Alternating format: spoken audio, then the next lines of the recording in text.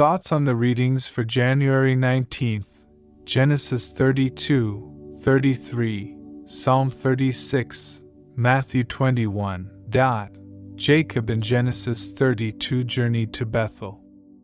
As he did so, he noticed that journeying alongside Jacob's was a troop of angels. Jacob named the place Mahanaim, meaning two companies.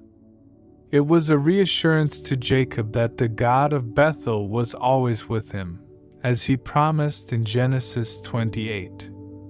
Jacob next hears the disturbing news that Esau, with 400 armed men, is coming to meet him.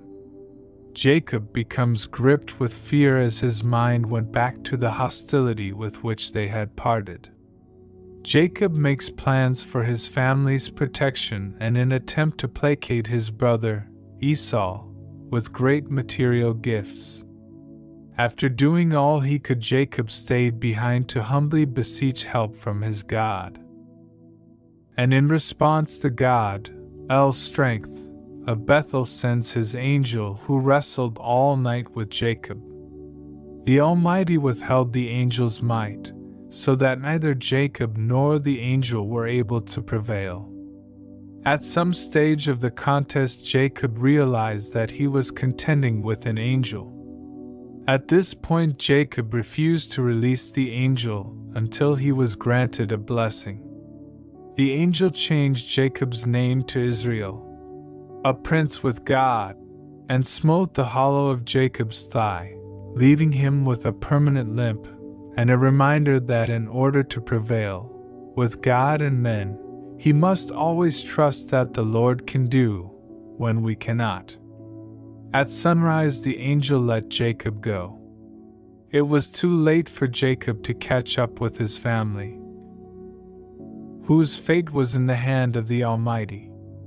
Hosea tells us that it was here in Bethel that Jacob found God at last, and is so able to teach us.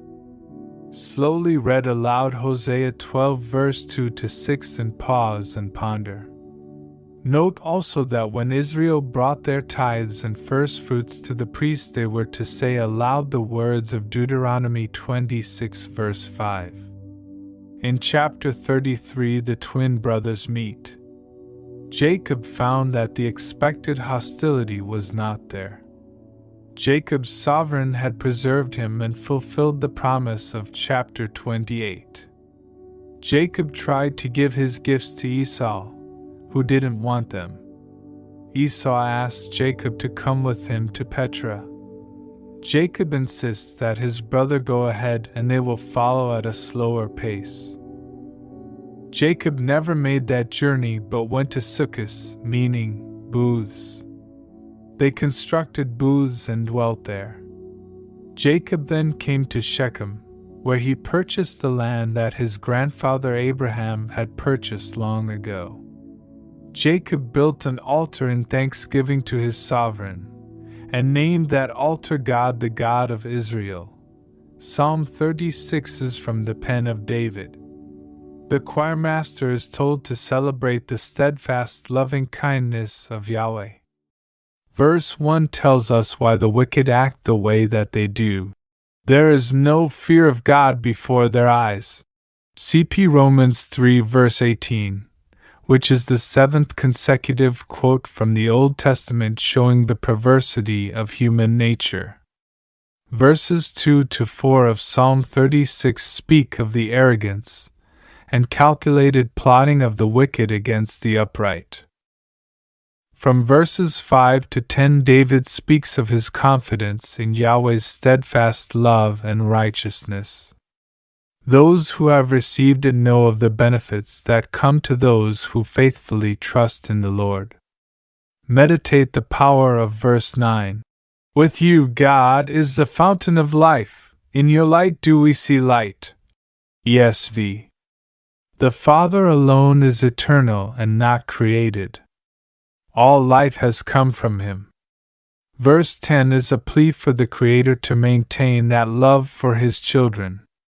Verses 11 to 12 is a call for the Omnipotent to silence once and for all time the arrogant, In Matthew 21, Jesus' triumphant entry into Jerusalem was accompanied by shouts of Hosanna, meaning save now. Matthew tells us that this was in fulfillment of the prophecy of Zechariah. In the 9th chapter, the prophecy of Zechariah contrasts the arrogant Alexander the Great, bringing death and destruction, with Jesus the lowly brings salvation. The next citation in Matthew, "Blessed is he that comes in the name of the Lord," Yahweh, comes from Psalm 118 verse 26. But note Messiah's mindset from the context of the entire psalm. Proverbs 16 verse 32 insightfully says, "Better is he who rules his own spirit than he who takes a city." The rulers were in indignation with the multitude and asked Jesus to rebuke them.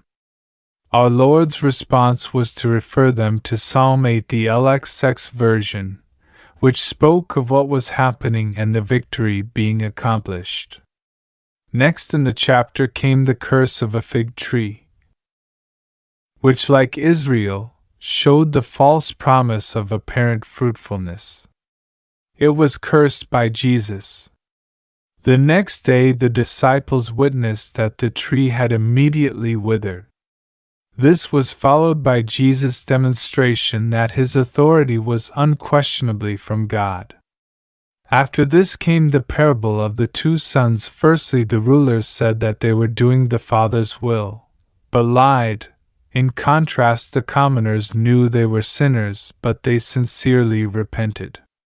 Lastly, the chapter concludes with the parable of the unfaithful tenants. The rulers, recognizing themselves in the story, fulfilled it to the letter by immediately taking counsel to destroy Jesus.